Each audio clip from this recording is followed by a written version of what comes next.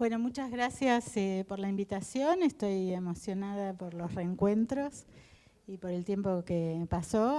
No vengo a la facultad, que no era acá, sino en Ramos Mejía, ¿no?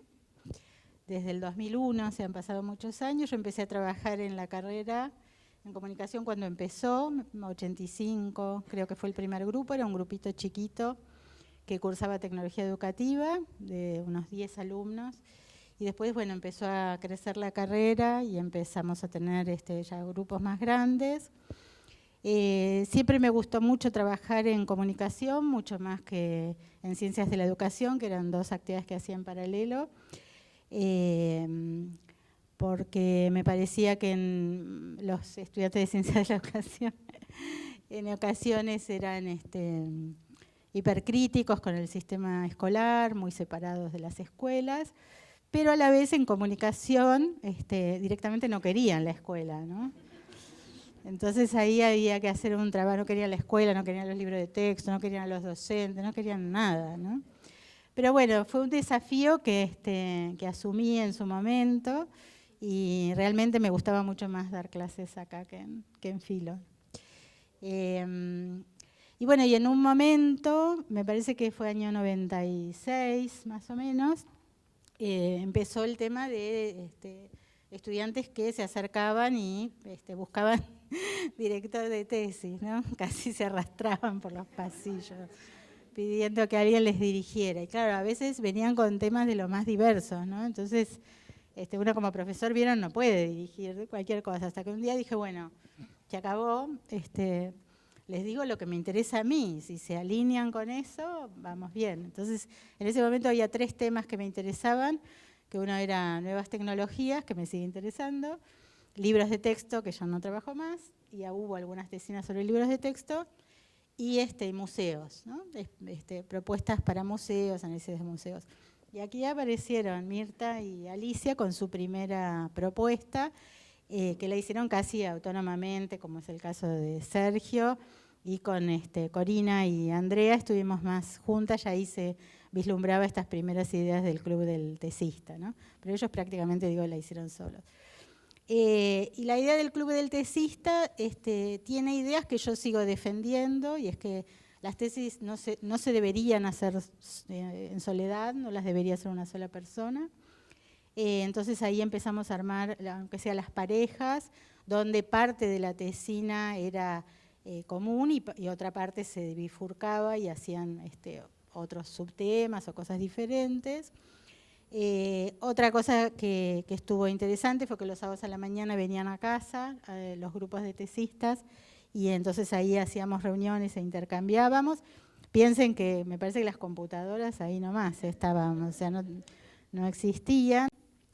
Y la idea del Club del Tesista surgió de este modo, o sea, donde en realidad cada uno que me venía a llorar que le dirigiera la tesis, la tesina, yo le decía, ok, si son estos temas, sí, estas son mis condiciones, y la otra condición es que te tenés que comprometer a ayudar a los grupos que sigan.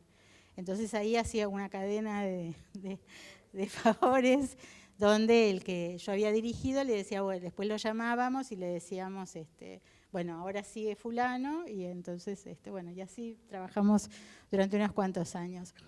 Otro de los pedidos era considerar 3 cosas, les decía yo: el contenido, la metodología y la presentación. Las primeras que me sorprendieron con la presentación fueron Alicia y Mirta, porque pusieron fotos de color, que en ese momento, aunque ustedes no lo crean, era caro hacer eso, ¿sí? Y tuve después reconocimiento de algunas autoridades que me dijeron, qué tesinas, qué maravilla, ¿no? Que no abundaban en esa época, sí, los mimos, los halagos para los docentes no era algo común, pero una vez me lo dijeron, ¿no? Pero sobre todo por la de ellas, que era muy, muy bonita y era de las primeras, ¿no? Mira, si corremos. Bueno, yo en realidad organicé esta presentación en estos 3 momentos, ¿sí? Que es lo que últimamente me gusta hacer: hablar del pasado, hablar del presente y hablar del futuro. Y sobre todo me parece que hay que hablar un poco del pasado, porque a veces la gente se olvida del pasado y no está bien, ¿no? O sea, parece como que todo se crea hoy, que todo es fundacional, que todo empezó ahora, ¿no? Cuando alguien dice ahora, yo tiemblo, ¿no? Porque bueno, todos tenemos un pasado, las instituciones tienen un pasado que hay que considerar. Como dicen algunos, por ahí me estoy poniendo más vieja, entonces me importa más mirar para atrás, pero esta es la idea, que me gustaría hablarles de estas tres cosas, del pasado, el presente y el futuro. Respecto de las tesinas, creo que la colaboración sirvió, la colaboración entre individuos y grupos, la colaboración entre instituciones. Les contaba recién, algunos estudiantes llegaban a los museos y los maltrataban, les echaban flit, que eso es otra antigüedad, porque no querían que gente de comunicación o gente de educación participara de la actividad del museo, eran comunidades muy, muy cerradas. Bueno, y en otros sí. Lo que yo empecé a hacer en ese momento fue participar en una actividad que no sé si existe más, que era el encuentro del Museo y Archivo del Banco de la Provincia de Buenos Aires. Ustedes fueron, me parece. Que se hacía un día al año en el auditorio y todos los que estábamos ahí presentábamos y a la vez después escuchábamos. O sea, no había otro público más que los que estábamos ahí. Y bueno, y ahí me animé a decir, bueno, un poco también para convencer a la gente de museos, nuestros estudiantes están haciendo las tesinas, estamos eligiendo los mejores museos para que vayan a hacer tus tesinas y demás. Y a algunos les pasó que llegaban a los museos y les decían, los estábamos esperando, sabíamos que en algún momento iban a venir.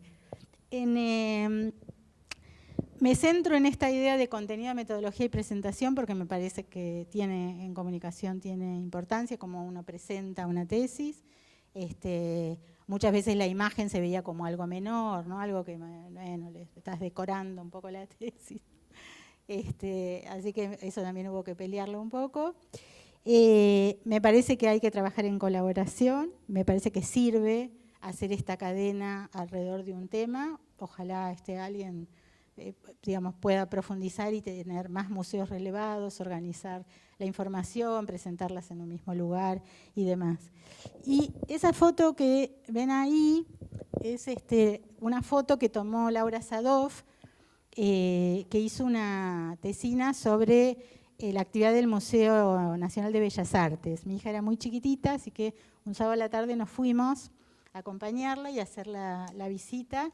Y después Laura, que es muy buena fotógrafa además, trajo esta foto, ¿no? Y yo le decía, ya está, la tesina se terminó, esta es la foto, ¿no? Una niña, como ven ahí, una escolar con su guardapolvos, imitando la escultura, ¿no? que estaba viendo ahí. Así que bueno, a las autoridades les pediría que sean realistas respecto de lo que se exige de una tesina de licenciatura. En nuestro país está todo muy corrido, ¿no? O sea, son exigencias, a veces la vara está demasiado alta y por eso tanta dificultad para muchos estudiantes para terminar sus tesinas cuando no debería ser así, digamos. No es, sí, requiere esfuerzo, requiere trabajo, requiere concentración, requiere un montón de cosas, pero no tendría por qué ser tan dramático como es en algunos casos, ¿no? Bueno, ese es lo que les quería contar del pasado. El presente es que estoy haciendo la tesis de doctorado, mi directora es la profesora Ana María Montenegro, viajo a Tandil periódicamente para cursar, y en mi tesis de doctorado, que está en curso, el tema que yo elegí fue una estrategia didáctica que la gente recuerda con mucho placer y con mucha alegría, que son las excursiones escolares. Entonces quise elegir una sola estrategia, una estrategia innovadora en su tiempo. Estoy sumergida en fines del siglo XIX hasta la segunda década del XX, y era lo que yo quería, meterme en la biblioteca del maestro y el archivo general, ¿no? Porque es un tipo de actividad que nunca hice. Sí hice mucha investigación, pero siempre estudio de casos y entrevistas y análisis de documentación, pero nunca me metí en el pasado. Y bueno, al meterme en esto, aparecieron los museos. O sea, vieron que uno después va conectando los puntos de interés y de placer de sus vidas.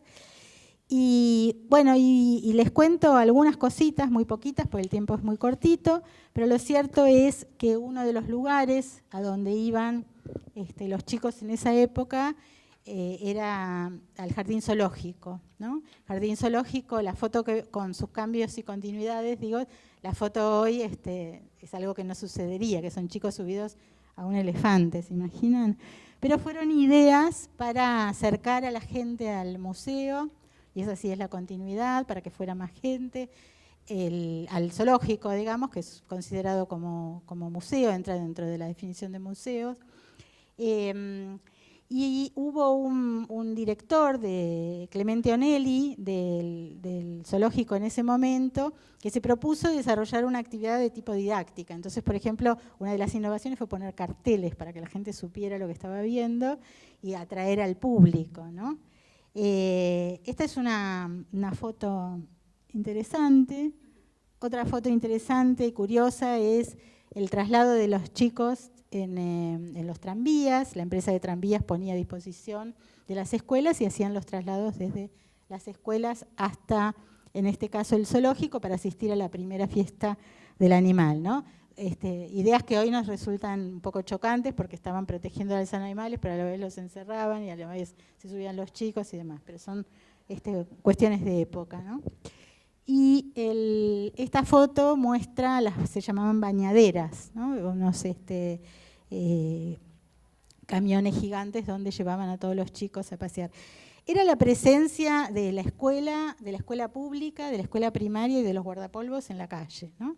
O sea, básicamente esta es una idea que aparece con mucha fuerza, y si bien uno podría pensar que fueron de las primeras ideas que aparecieron en esta tesis que está en curso, si uno pudiera pensar que era producto de estas excursiones escolares, iban al Museo Histórico Nacional, iban a visitar fábricas, se menciona en los documentos una fábrica de chocolate, se menciona una fábrica de vidrio, ¿sí? Para acercarse a la industria, a la cultura, a las artes, ¿no? A las cuestiones sociales. Esta es la idea.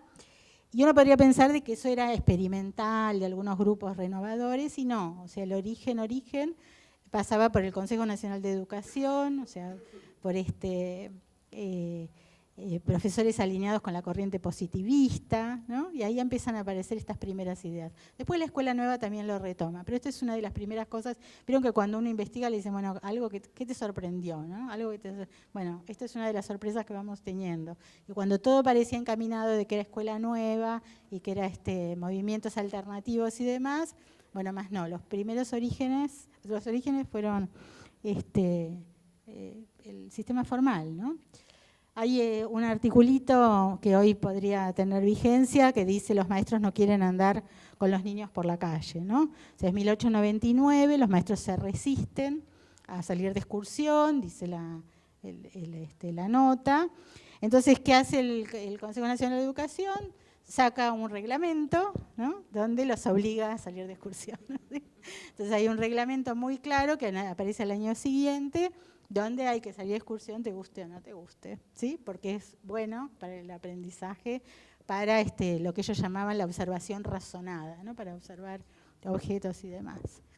Bien, hasta aquí el comentario sobre la tesis falta bastante, así que si quieren en 2 años nos vemos y les sigo contando cómo avanzo. Esta es una foto actual, son una visita que hicimos hace muy poquito al Museo de las Escuelas, que si no fueron se los recomiendo, a la Escuela Mariano Acosta, donde realmente pasamos una tarde muy agradable con los estudiantes de la Universidad de Luján. Y en estos momentos ellos están haciendo su crónica sobre qué sucedió en esa visita, que fue por demás interesante, ¿sí? Contacto con objetos, contacto con pupitres, ¿no? Contacto con las escuelas. En una de las cosas que iba leyendo a medida que empecé la tesis, aparecía esta idea de algunos autores critican un objeto fuertemente. Por ejemplo, Clotilde Guillén de Rezano miraba el pupitre y decía, la culpa la tiene ese, ¿no? Al pupitre de madera, así, ¿no? El acartonado. Freinet decía, la culpa la tiene decía, es el pizarrón, el muro de la escolástica, ¿no? Y en el caso de las escuelas, la culpa la tiene la puerta, ¿no? O sea, hay determinados objetos que uno puede tomar para enfrentarse y ver cómo poder empezar a dinamizar ahí la educación. Bueno, y quería simplemente hacer un pasaje muy, muy rapidito de algunos temas que me parecen claves hoy respecto de museos y educación. Uno es lo que se llama el aprendizaje basado en la localización, trasladarse a un lugar y aprender en ese lugar, ¿sí? Hoy tenemos todos en los bolsillos unos aparatitos que nos permiten hacer un montón de cosas, entonces no habría razón para no trasladarse a determinados lugares para aprender. La idea de la observación lenta, ¿no? En tiempos en donde todo es muy veloz, muy rápido, tratar de desarrollar determinadas habilidades de observación de objetos, los que conocen el enfoque del pensamiento visible, trabajar con rutinas de pensamiento, ¿no? Dedicarse a bajar un poquito y desarrollar capacidades de observación. Una frase que me encantó es esta: el aula es la ciudad y el museo el punto de encuentro, ¿no? Pensar la ciudad como objeto de estudio, ¿no? Pensar en esta idea del nomadismo, ¿no? De que se puede aprender mientras uno está caminando, mientras está recorriendo un lugar, mientras está recorriendo un museo.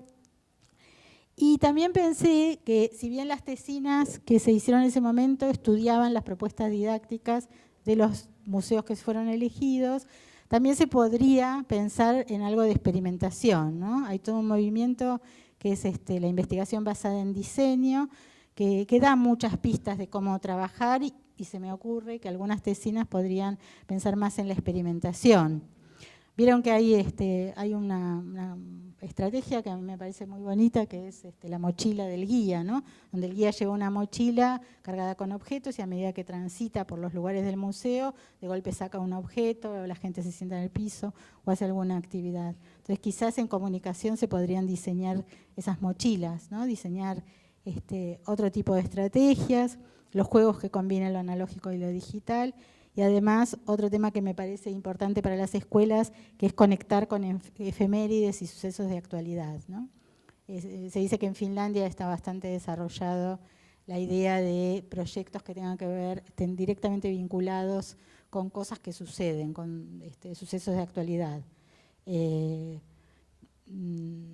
a veces me parece que no están tan bien tratadas o no se consideran muchas efemérides que son alternativas, que no son las clásicas que uno conoce. Y la otra idea es la idea del aprendizaje informal, este aprendizaje informal que va en crecimiento, ¿no? Que ya hay cada vez más alternativas para aprender cosas, no necesariamente dentro de las instituciones educativas, pero sí me parece que este vínculo entre escuelas y museos, entre universidad y museos, es un vínculo que conviene fortalecer cada tanto. Lo mismo que la idea de pelearse con la puerta y salir del aula y hacer cosas en otros lugares. Bueno, hasta acá. Bueno, la primera diapositiva, si la pasamos, ahí les cuento que mi ingreso al Club del Tesista, aunque todavía no había Club del Tesista, pero lo tomé para dialogar con Marta, fue gracias a Marta, ¿no? Con Ali Serrano.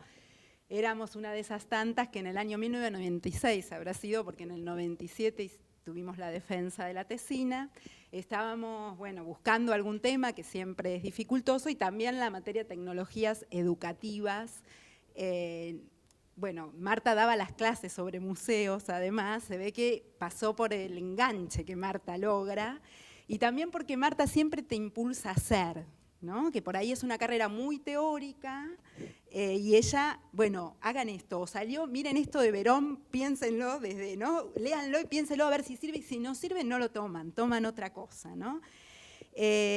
Así que esta tesina que fue la primera, nosotros decidimos, también elegimos en el mismo interín qué museos tomar.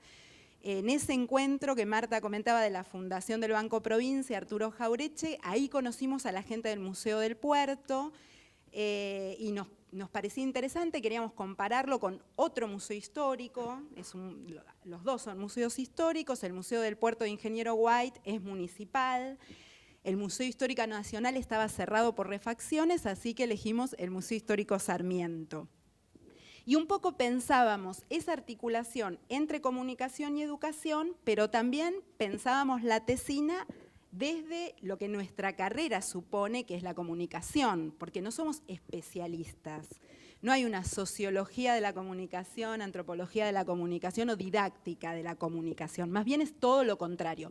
O por lo menos eso se dice teóricamente, ¿no? Es como una antidisciplina, un tipo de conocimiento que es interdisciplinario, intercultural, basado en los cruces, en la hibridación, en la interacción, ¿no? Entonces dijimos, bueno, nuestra tesina tiene que dar cuenta de esos cruces. Y bueno, y después yo también fui un poco una tesista nómade, retomé esto en la otra diapositiva, que es, continué trabajando sobre museos, ahí ya sola, porque en maestrías y doctorados no te permiten trabajar en forma colaborativa, cosa que uno debería cuestionar, ¿no? Trabajé sobre el museo etnográfico, pensando también la cuestión de la construcción de la nación, ¿no? Los museos, como también la escuela, son esas instituciones que pensaron un Estado nacional. Me interesaba pensar qué pasaba con los otros, ¿no? Aquellos que supuestamente no tenían historia, y también había un equipo importante de extensión educativa, Silvia Calvo en ese momento, o sea, antes, cuando habíamos cursado tecnología, en una de esas aulas habíamos estado haciendo actividades del Museo Etnográfico. Entonces, un poco esa fue la elección. Y después en el doctorado trabajé conmemoraciones nacionales. Efemérides, también pensando en la idea de nación, pero obviamente en esas conmemoraciones los museos no dejan de estar. Digo, en las fotos que Marta recién mostraba de la Bañadera, era frente a Plaza de Mayo y del Cabildo.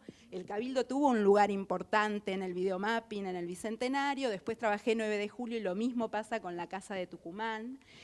Y entonces, bueno, estas cuestiones me ayudan también a plantear algo que voy a plantear después, que es, bueno, ¿dónde está la comunicación? ¿Solo dentro del museo o también cuando hay actos interaccionando museo y espacio público, museo y plaza?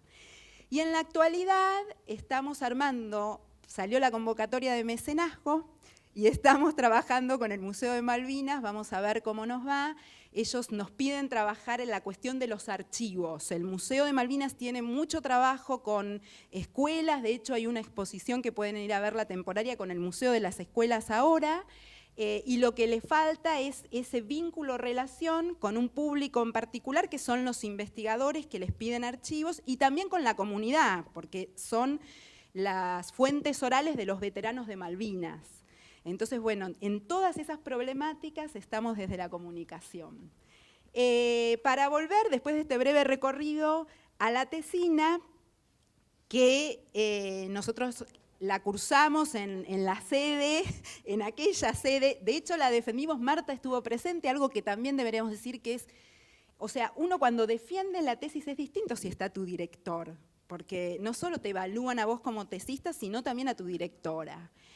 Y fue frente a esta sede, porque habían alquilado un petit hotel porque el espacio no alcanzaba, yo ni sabía que existía, en ese momento nos dimos cuenta y la defendimos. Cuando uno ingresa al museo, a la tesina, ingresa a un campo ya trabajado por otros, ¿no? Uno dice, no descubre, no es algo nuevo, es algo nuevo para uno. Y personalmente lo que hacemos es recapitular toda la carrera, porque lo que haces es eso, es decir, bueno, a ver, metodología, esto que decía Marta, contenido y método, que la cursás al principio, ¿para qué nos puede servir? ¿Cómo uno, para qué nos puede servir? Y lo que haces es retomar esos aportes y aprendizajes, pero intentando producir un conocimiento nuevo, ¿no? Uno da cuenta de esos aprendizajes y habilidades que te enseñaron. Entonces te preguntás cómo investigar los museos desde la comunicación y cómo investigarlos en el cruce de la comunicación con la educación y la cultura, que es una orientación a educación. Otra vez, no somos especialistas en didáctica. Y la respuesta es como en todo oficio, se hace haciendo. O sea, no hay otra más que salir a campo, a terrenos, como todo oficio, uno aprende ahí. Obviamente que te sentís con más red y más acompañada si tenés una directora como Marta, ¿no? Hay otros tesistas que te cuentan otros desvíos, a nosotros esto nos aportó mucho. Y ahí es donde también vamos construyendo nuestro objeto de comunicación. Y en ese encuentro entre lo que es para nosotros y lo que es para los museos, lo que son para nosotros los museos y lo que es para los museos la comunicación y la educación. Nosotros teníamos algunas ideas, como que el museo es el primer medio masivo de comunicación, que eso es algo que poco se dice, porque nuestra carrera suele ser muy mediocéntrica. Entonces, desde ahí es un aporte interesante. Y por otro lado, es un medio particular, porque el cuerpo es central, ¿no? No podemos pensar a ese medio de comunicación sin la corporalidad, sin el visitante que transita ese espacio, aunque, como dijo Marta recién, hay museos virtuales, hay galerías virtuales, y eso también trae novedades, ¿no? Es un espacio, entonces, de comunicación no mediático, de comunicación comunitaria. Se descentra de los medios o de esa idea de comunicación instrumental. Para los museos, ¿qué es la comunicación? Y en general lo que nosotros nos encontrábamos es que para los museos básicamente es la televisión, o sea, son los medios masivos, o si no, es la comunicación institucional, corporativa. Vos te encontrabas gente que había estudiado comunicación en prensa, no en, bueno, cómo pensar a los públicos, a las visitas. Ahí estaban los licenciados en educación, ¿no? Y obviamente esto es lo dominante, ¿no? Hay que ver cada museo en particular y los intersticios. Por eso quería contarles lo que nosotros nos encontramos como tesistas en el caso del Museo del Puerto. El Museo del Puerto nació sin colección. Entonces lo que hizo fue convocar a la comunidad para que done esos objetos. Entonces lo importante ahí no era el objeto, sino el vínculo que se generaba con esa comunidad. Lo que el museo hace es todo el tiempo promover, provocar la ruptura con esa idea tradicional del museo. Incluso hubo muchas críticas de ellos de decir, bueno, los primeros que se acercaron fueron como las fuerzas vivas del pueblo, ¿no? Los grupos tradicionales. ¿Qué pasa con los nuevos migrantes? Como es un museo que piensa la nación y la localidad a partir de la inmigración, solo está la comunidad francesa, la comunidad griega. ¿Qué pasa con la comunidad boliviana de Bahía Blanca? ¿Puede o no ingresar? ¿Tienen o no objetos para donar al museo? Entonces lo que hace el museo es retomar ciertas acciones lógicas de lo que nosotros vimos como comunicación popular. Por ejemplo, nombrar la reina del té, ¿no? Digamos, hay una tradición de elegir a la reina, o la religiosidad popular. San Silverio es el patrono de los pescadores, entonces a partir de esa figura se hace una peregrinación, no solo se relata. Y hay escenas, hay salas, hay 14 salas ambientadas, una de esas es la escuela, ¿no? Esa, donde hay disposición, hay objetos y hay sonido, porque la idea es recrear el ambiente con los sonidos de ese momento. Y una cuestión es que en estas salas aparece la concepción o el criterio museográfico tradicional, que es que el objeto no se usa, el objeto se contempla. Y esto a su vez, con el sonido, provoca nostalgia, melancolía. Hoy Marta nos contaba que cuando veían los alumnos los videos, lloraban. Cuando nosotros pasábamos por el espacio del museo, es imposible no acordarte de tu abuela o, digo, las imágenes de la niñez, de las latas de galletas, digo, es imposible que no te pase eso, la identificación, la empatía, pero lo que hace el museo para romper con esto es usar carteles y señaléticas que rompen con esa visión. Entonces, por ejemplo, en el pizarrón dice la letra con sangre entra, o en los jardines que hay enanitos dicen saludemos al enano fascista que todos llevamos dentro.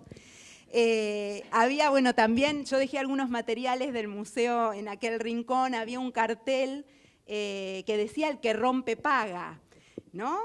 Todos esos dichos populares que también son propios de ese momento que el museo está exponiendo y relatando. Ese cartel no tiene un objeto, digo, ese cartel no está para explicar, como se supone que debería ser, la fe, para catalogar el objeto, la fecha, el tamaño, el propietario. ese cartel, el objeto, el referente de ese cartel somos nosotros si llegamos a romper. Es decir, está trabajando con lo que podría llegar a ser el visitante in situ. Entonces es un modo de perturbar, dislocar, hacer ruido y también romper con esa idea del esquema básico de la comunicación, que también es otra ilusión, de que si uno piensa la producción y el emisor va a tener un efecto en el destinatario. No, hay multiplicidad de destinatarios y la comunicación es mucho más complejo que eso. Entonces lo que nos provoca es una serie de preguntas, de dudas y de distancia crítica, ¿no? Por eso lo central es la cocina. La cocina es la única sala del museo donde no está para contemplar, donde las cosas están para usar. Y es el espacio donde, también es el espacio donde recreamos, pero haciéndolo efectivamente, los deberes, por ejemplo. ¿Dónde hacíamos los deberes? En la cocina, ¿no? Entonces, todas las actividades se hacen en la cocina, implica, digamos, el comer. En todo el museo hay manzanas verdes, que también es un objeto que lo que trata de lograr es dislocar. ¿Qué hace una manzana verde? A cada rato que paso veo una manzana verde. Esa pregunta lleva a esta idea de que las manzanas son buenas para la memoria. En la cocina siempre cada comida sirve para alguna cosa, la manzana para la memoria.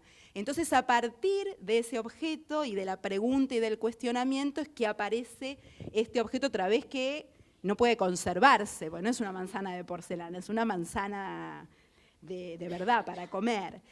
Incluso cuando ellos eligen pensar la editorial, hay muchas producciones que van a ver, están trabajadas con los relatos orales, las imágenes y que suponen también la interacción con aquellos que leemos. Están hechas por la editorial, que es la cocina del museo. O sea, al momento de elegir un nombre, ellos eligen la cocina como la centralidad, el corazón del museo. La cocina promueve la acción, es un centro cultural, más que una institución donde ir a contemplar objetos. Entonces, lo importante ya no es sacralizar al objeto, tampoco sacralizar al mensaje, porque muchas veces cuando pensamos desde la comunicación es, bueno, ¿cómo hacemos el mensaje perfecto? Eso es imposible.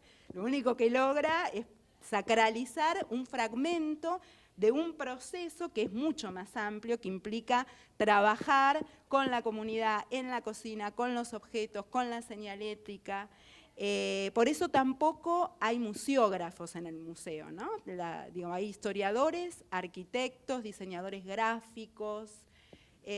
Ahora es director, en ese momento era un arquitecto, ahora Sergio Raimondi, que es escritor y viene de la literatura, es el director en la actualidad.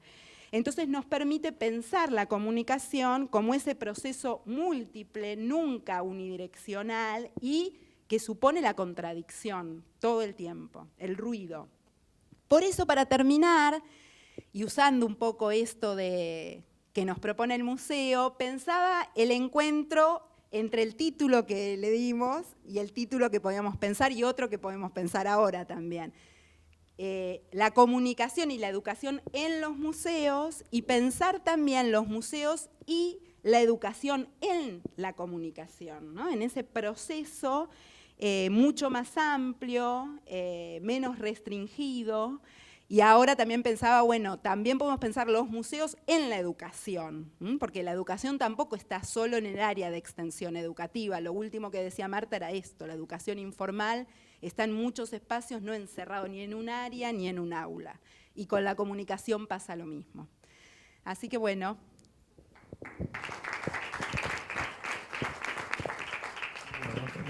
Gracias, ¿qué tal a todos? Bueno, como decía Mariana, venimos trabajando hace bastante con ella, recibiendo a grupos de la cátedra en distintas actividades.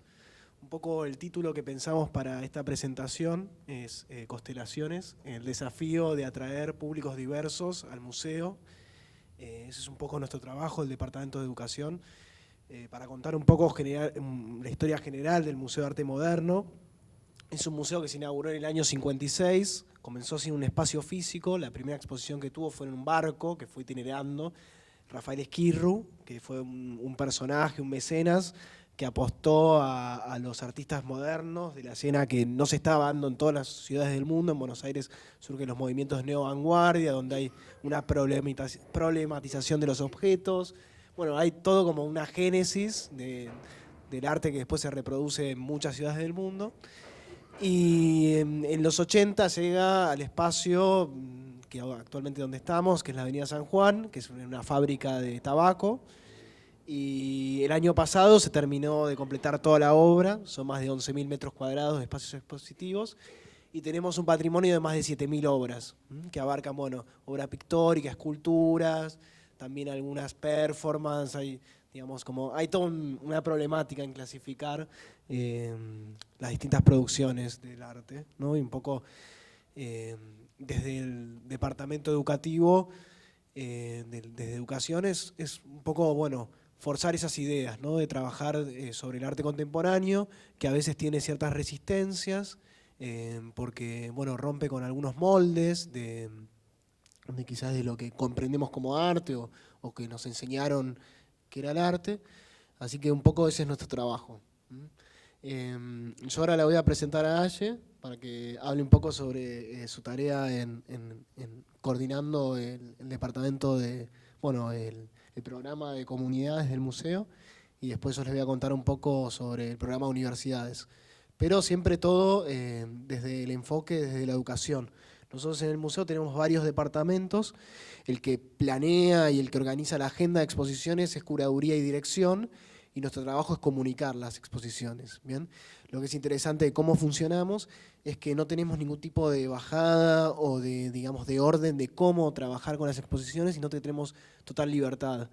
Una de nuestras características, y me parece nuestra mayor fortaleza, es la unidad de distintas individualidades. Bien, todos los que trabajamos en el Departamento de Educación venimos de distintas formaciones y tratamos de aplicar eso, y tenemos plena libertad de, bueno, de los textos, de las didácticas, bueno, desde también tenemos la posibilidad de trabajar en un espacio todos los días, de compartir las experiencias, y todos los días, digamos, renovamos la forma de trabajar día a día.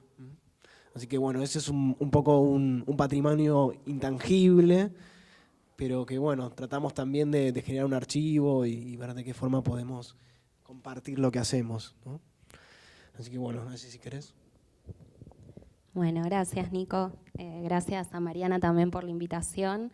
Bueno, yo soy Ayelén, coordino el área de comunidades del Museo de Arte Moderno, como ya dijo mi compañero. Yo me formé como historiadora del arte en Puan, así que tengo un cariño particular por la UBA, pero también muchas críticas, por eso le dije a Mariana, no me presentes desde lo académico. Así que bueno, transcurrí mi vida básicamente en tabacaleras porque me fui de una tabacalera que era Puan y me metí en otra tabacalera que es el Museo de Arte Moderno. Ninguno de los dos fumamos, pero estamos los dos con mucha tos y mocos y todo, así que perdón por eso. Yo les quería contar un poco sobre el área de comunidades. Primero que comunicar el trabajo que hacemos es una parte fundamental del trabajo.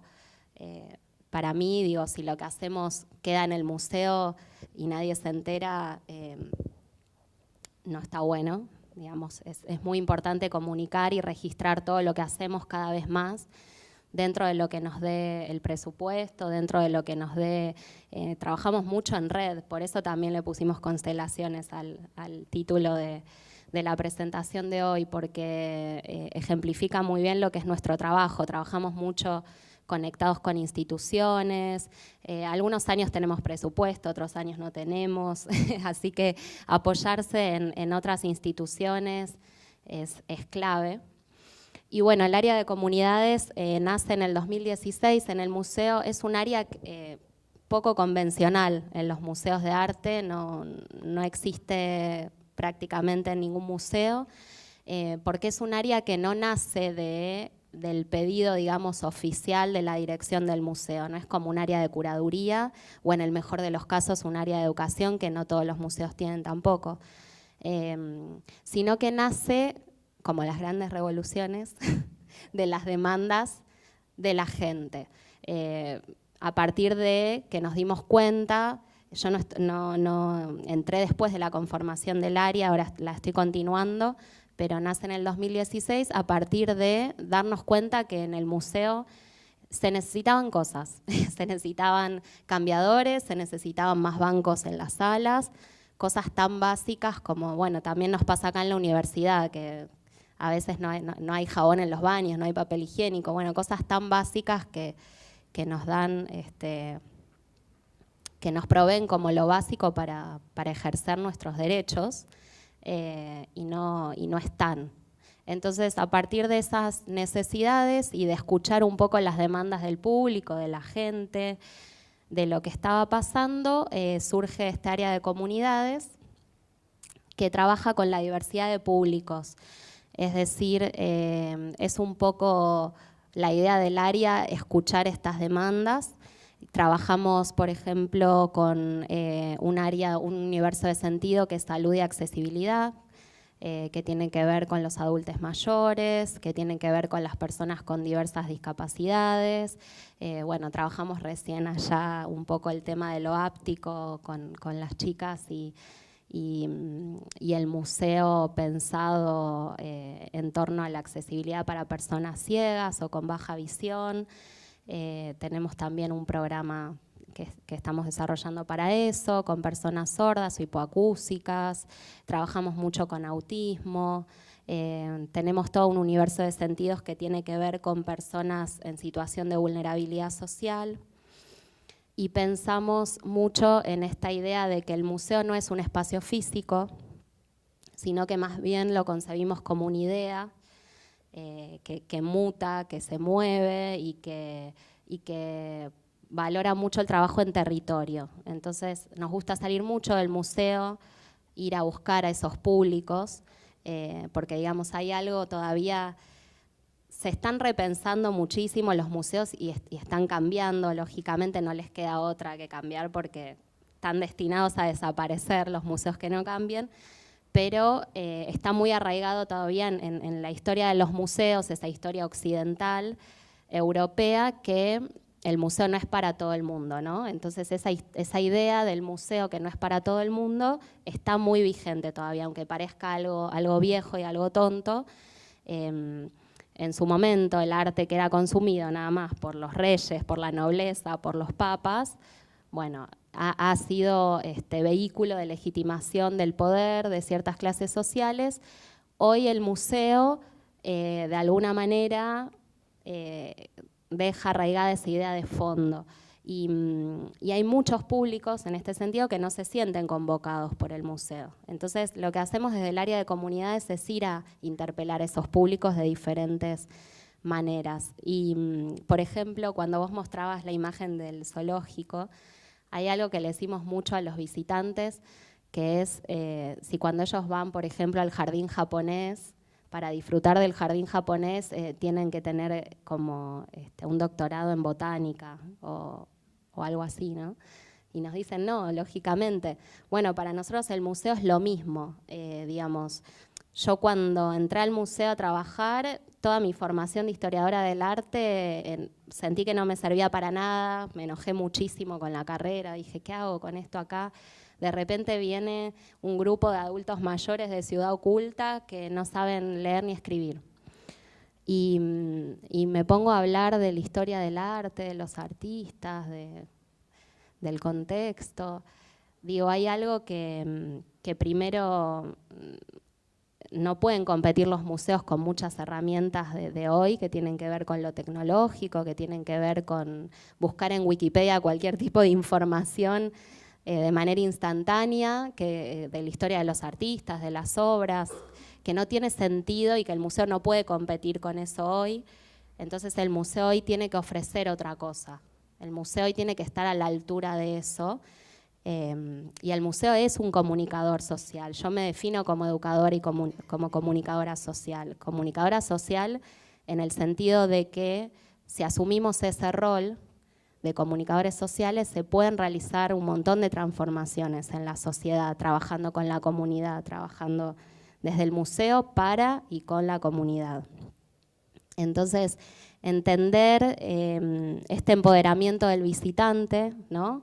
en el sentido de que no hay un saber que sea más importante en el museo, no es el único saber válido el de la historia del arte, el del erudito que viene, o mucha gente viene diciendo, no, yo no sé nada, no puedo hablar porque yo no sé nada de arte, no entiendo nada. Y bueno, desarticular y de construir ese discurso es un trabajo que nosotros tenemos. Es un gran desafío para los educadores, empoderar a su público y que la gente entienda que tiene cosas para decir y que desde su mirada, desde su oficio, desde sus experiencias vitales, como decía Nico recién, este patrimonio intangible, inmaterial, que no tiene que ver con el patrimonio en la colección del museo, es otra cosa, es el patrimonio que cada uno tiene, su experiencia de vida, y que ellos entiendan que eso es tan importante como el saber de la historia del arte dentro de un museo, es una deconstrucción que todavía hoy los museos tienen que hacer y estamos haciendo. Así que, bueno, en ese sentido seguimos adelante con ese trabajo. Bueno, ahora le paso a Nico la palabra. Bueno, gracias, Aye. Y bueno, yo comencé trabajando en el museo, también en el área de educación, recibiendo todo tipo de públicos, y luego, a medida que el equipo de educación se fue instaurando cada vez más, pasé a ocuparme de la gestión con universidades, con distintos grupos. Un poco la idea del programa surge en el trabajo en conjunto con las instituciones, principalmente con los docentes, para evaluar cuáles son las necesidades que podrían tener y que se podrían cumplir dentro del espacio del museo, para organizar distintas actividades en conjunto que puedan dinamizar los aprendizajes o la experiencia. No deja de ser también, o sea, una experiencia no formal educativa. Y eso también es fundamental como para pensar las visitas de los grupos. Otra de las cuestiones interesantes que quizás tiene el programa es esta idea de abrir el museo y todos sus recursos y toda su, digamos, como sustitución o su forma profesional de trabajar. Muchas veces vienen estudiantes que necesitan averiguar alguna cuestión de cómo nos manejamos institucionalmente, cómo se manejan las áreas. Entonces un poco también mi trabajo es comunicarme con las personas que no son del departamento de educación, pueden ser del departamento de patrimonio, del departamento de comunicación, de curaduría hasta dirección, y generar entrevistas y reuniones para el campo más investigativo.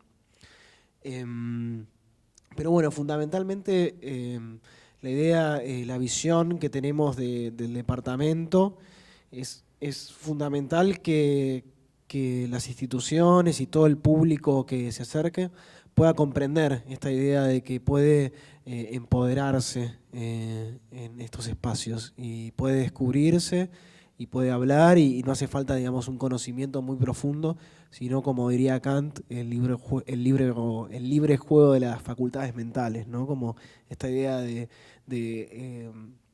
digamos, una experiencia que no, digamos, es una finalidad sin fin, ¿no? Porque si nos ponemos a pensar de qué nos sirve el arte para educarnos o para pensarnos, no hay un proceso objetivo, sino que es algo muy relativo, ¿no? No podemos pensar para qué nos sirve escuchar una canción a la mañana, ¿no? Entonces, ¿para qué nos sirve visitar un museo? Es un espacio, digamos, libre. Entonces eso es fundamental.